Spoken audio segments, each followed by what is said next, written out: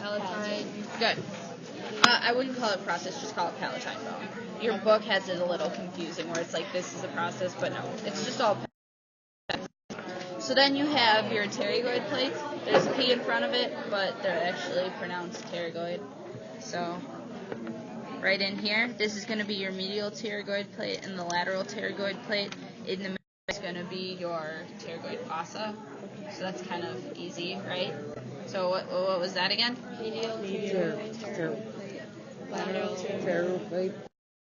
Fossa. Pterygoid fossa. Perfect. All right, trick question. What's this?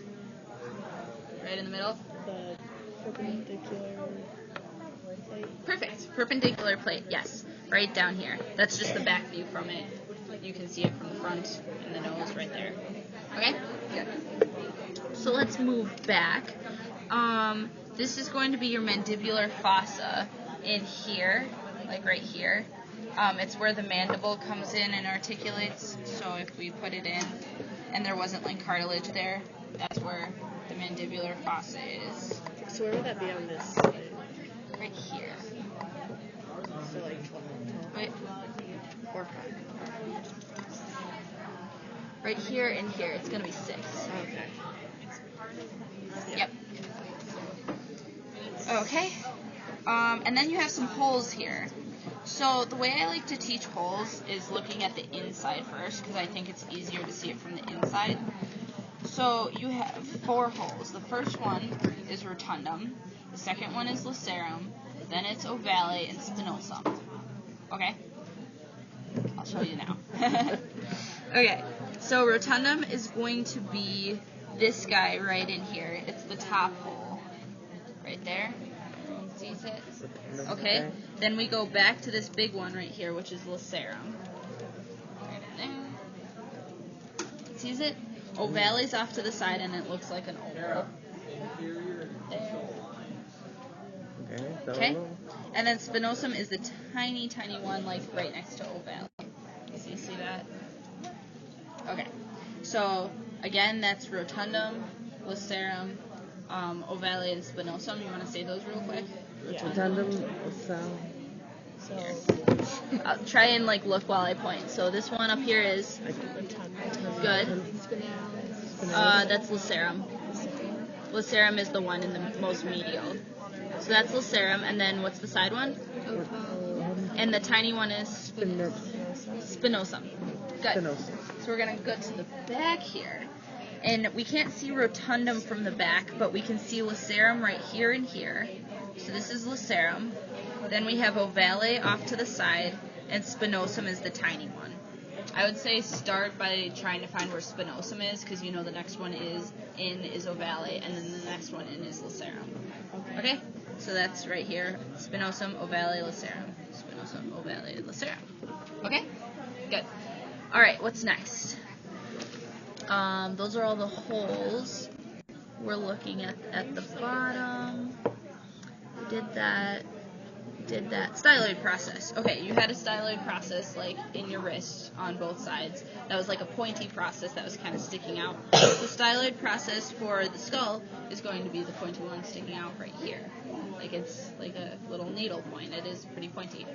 And then the mastoid process is going to be right behind that right here. So these are big, mastoid, like massive. And they're for chewing because that's where all your like muscles for jaw movement attach. And so it's for like mastication. So mastoid, styloid. And then the hole in between this tiny little dot right there and there, see those? Right there and there. Those holes in between is the stylomastoid foramen, which is just like the hole in between. Okay. We did all those. Foramen magnum, that's obvious. Big hole. Yeah. External occipital protuberance. I don't really like that long word because that's long and hard to remember. It's going to be right here. Another name for it is called the inion. And I like inion more. Don't know if you do. It's like onion, but with an I. Oh. So inion is, and you can feel it in the back of your head too. It's like this little bump, like right about there. So that's your inion, but if you want to say external occipital protuberance, I mean you can, but inion's easier. Okay, next is foramen lacerum, which we did. Carotid canal. Carotid canal is going to be right by foramen lacerum, so if this is foramen lacerum right here, carotid canal is going to be moving out that way. So it's easier kind of to see from the top. If this is lacerum right here, I'll show you first. This is the carotid canal moving back that way. See it? So this is lacerum here, carotid canal is moving that way. Okay. This is lacerum right there. Both of you can see? Mm-hmm. Okay. And the carotid canal is moving back that way. So it's like kind of off and moving out from lacerum. Okay? And occipital condyles right here. That's kind of like what part rests on like the spinal cord for support and everything. And that's your condyloid joint in your head, so you can like move it and all that stuff. So occipital condyloid because it's on occipital bone. And inferior neutral lines, which are going to be right in here. Oh wait, sorry, that's a different thing. Neutral lines are here. So these like weird lines coming this way and that way and whatnot are your inferior neutral lines. I don't think you actually have to know those as far as the terms go, just so you know. So that's everything on the back of the skull. Okay, thank you. Thanks.